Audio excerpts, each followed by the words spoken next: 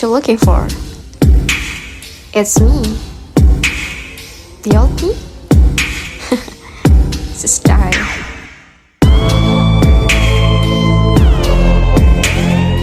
Pose with the fans. Pose with the pose with the pose with the fans.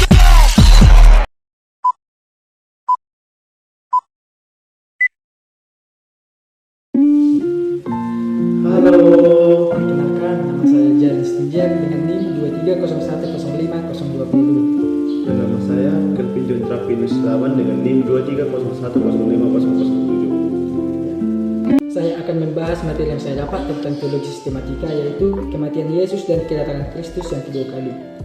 Yang pertama yaitu arti kematian. Kematian adalah berakhirnya kehidupan fisik seseorang atau sesuatu dalam perspektif Kristen. Kematian manusia dipandang sebagai pemisahan sementara antara roh dan tubuh. Setelah kematian, roh seseorang diyakini akan pergi ke surga atau neraka, tergantung apa hubungan pribadi mereka dengan Yesus Kristus. Yang kedua, konsep kematian Kristen. Kematian sebagai akibat dosa. Yang pertama, dalam ajaran Kristen, kematian dipandang sebagai akibat dari dosa. Konsep ini berasal dari cerita penciptaan di kitab Kejadian dalam kitab, di mana kematian pertama kali masuk ke dunia sebagai akibat dari pemberontakan manusia terhadap kehendak ilahi. Yang kedua, kematian sebagai pintu gerbang kematian abadi. Konsep lainnya dalam ajaran Kristen adalah bahwa kematian bukanlah akhir dari segalanya, melainkan awal dari kehidupan abadi. Para percaya diajarkan untuk percaya bahwa melalui kematian fisik, jiwa mereka akan dipanggil ke hadirat Allah untuk hidup bersama dengan Allah untuk selamanya. Kemudian konsep kedatangan Kristus yang kedua kali yaitu konsep kedatangan Kristus yang kedua kalinya dalam agama Kristen merupakan keyakinan akan kembalinya Yesus Kristus ke dunia sebagai Raja dan Hakim terakhir. Konsep ini memiliki makna dan interpretasi yang bervariasi di antara denominasi Kristen. Beberapa poin penting yang terkait dengan konsep kedatangan Kristus yang kedua kalinya yaitu yang pertama, kedatangan dan kebangkitan yang kedua kali. Kristen percaya bahwa Yesus Kristus telah bangkit dari kematian dan naik ke surga, dan bahwa akan ada kedatangan kembali ke dunia ini. Yang kedua, hari penghakiman. Kedatangan Kristus kedua kali dipercayai akan diikuti oleh penghakiman, di mana semua seseorang akan dipertanggungjawabkan atas perbuatannya. Yang ketiga, kerajaan Allah yang abadi. Kedatangan Kristus juga dikaitkan dengan kedatangan kerajaan Allah yang abadi, di mana keadilan dan perdamaian akan berkuasa. Yang keempat, tanda-tanda akhir zaman. Banyak orang percaya bahwa sejumlah tanda-tanda akan muncul sebelum kedatangan Kristus kedua kali, seperti peperangan, kelaparan, dan bencana alam. Yang kelima, pengharapan dan persiapan. Konsep kedatangan Kristus juga mengajarkan bahwa pengharapan akan kedatangannya serta pentingnya persiapan spiritual untuk menyongsong kedatangannya. Yang keenam, perbedaan interpretasi.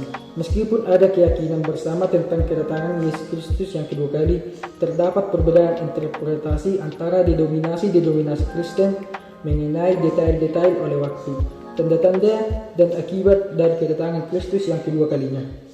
Nah, dalam konsep Kristen, kematian dipandang akibat dosa, namun juga sebagai awal dari kehidupan yang kekal.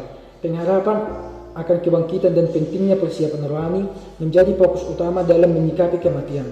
Dan berdasarkan ajaran Kristen, kedatangan Kristus yang kedua kalinya akan membawa penghakiman, kemenangan atas kejahatan, pemulihan ciptaan, penyatuan umat Kristen, serta penggenapan janji-janji Allah. Ini merupakan harapan dan pengharapan terbesar bagi umat Kristen. Yang saya dapat dari teologi sistematika adalah karya Allah dan kedaulatannya.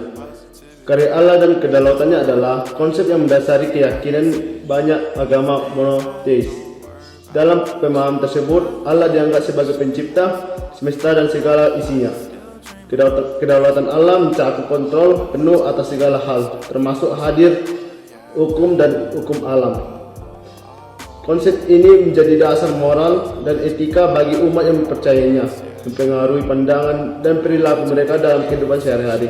Dalam banyak tradisi, kesadaran dan kedaulatan Allah mendorong pengabdian, ketaatan, dan pencarian makna dalam hidup.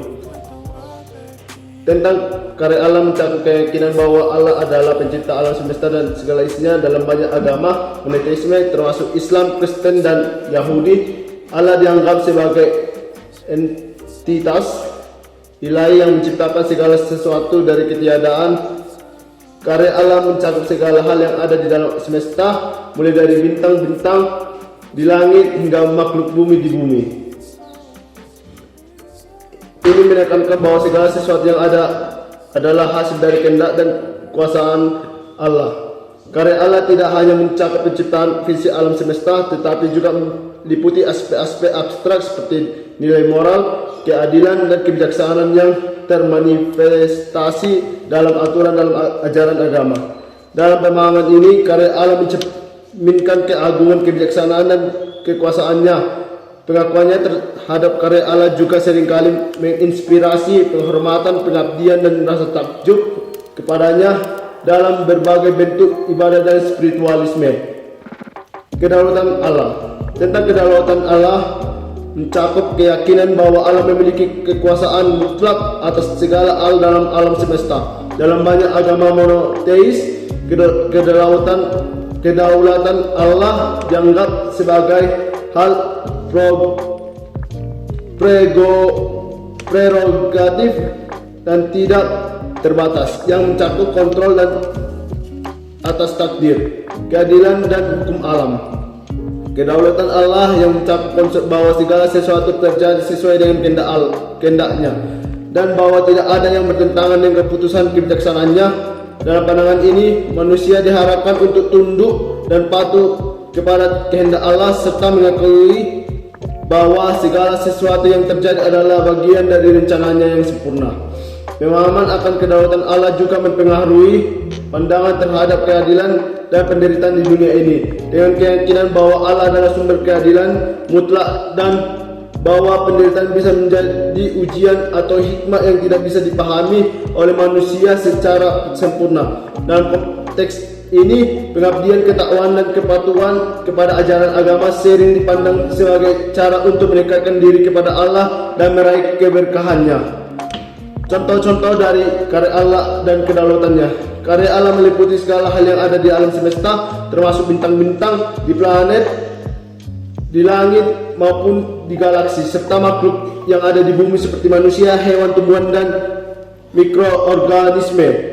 Selain itu, fenomena alam seperti gunung, lautan, sungai, dan danau secara cuaca juga dianggap sebagai karya Allah. Semua ini mencerminkan keberagaman dan keindahan penciptanya yang luar biasa. Kedaulatan Allah meliputi terdiri dalam segala aspek-aspek kehidupan, termasuk pengaturan takdir, keadilan, dan hukum alam. Kejadian di alam semesta seperti gerak planet, peristiwa di alam dianggap sebagai manifestasi dari kedaulatan mutlak Allah. Selain itu, keyakinan bahwa setiap detik kehidupan manusia dan semua kejadian memiliki tempat dalam rencana yang mencerminkan kedaulatan Allah yang tak terbatas. Jadi, yang dapat saya ambil dari karya Allah dan kedaulatannya adalah bahwa dalam banyak agama monoteis, Allah dianggap sebagai pencipta alam semesta dan segala isinya. Dengan kedaulatan mutlak atas ciptaannya, karya Allah mencakup segala hal yang ada di alam semesta, mulai dari bintang-bintang di langit hingga makhluk bumi.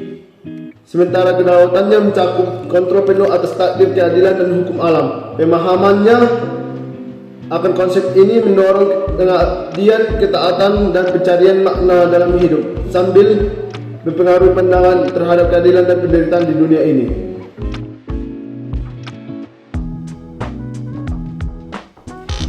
Kemudian, saya juga mempelajari tentang Roh Kudus, bahwa Roh Kudus adalah pribadi yang kekal dan memiliki kemuliaan sama dengan Bapa. Roh Kudus adalah pribadi yang nyata, bukan kekuatan yang tidak berpribadi. Maka kita dimungkinkan untuk menikmati hubungan yang bersifat pribadi dengan Dia. Nah, adapun Roh Kudus diutus untuk kita, yaitu sebagai penghibur, Roh Kudus sebagai menguduskan, Roh Kudus sebagai penolong, dan Roh Kudus sebagai sahabat kita. Kemudian saya akan membahas tentang doktrin manusia, bahwa doktrin manusia ini penting karena berhubungan dengan doktrin lainnya. Bahwa doktrin manusia ini penting karena doktrin ini merupakan titik bertemu di antara pernyataan Allah dan urusan kemanusiaan. Dikarenakan manusia diciptakan menurut gambar Allah. Yang kedua, manusia sebagai tubuh dan jiwa. Yang ketiga, manusia terdiri dari daging dan roh. Saya juga mempelajari tentang Allah. Allah terdiri dari Tritunggal yang kudus, seperti Bapa Yesus Kristus dan Roh Kudus.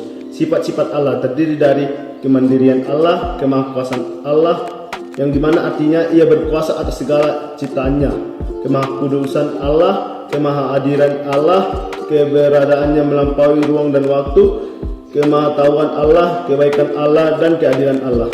Karya-karya Allah terdiri dari penciptaan, pemeliharaan, mujizat-mujizat, kehendak Allah, dan ikatan perjanjiannya.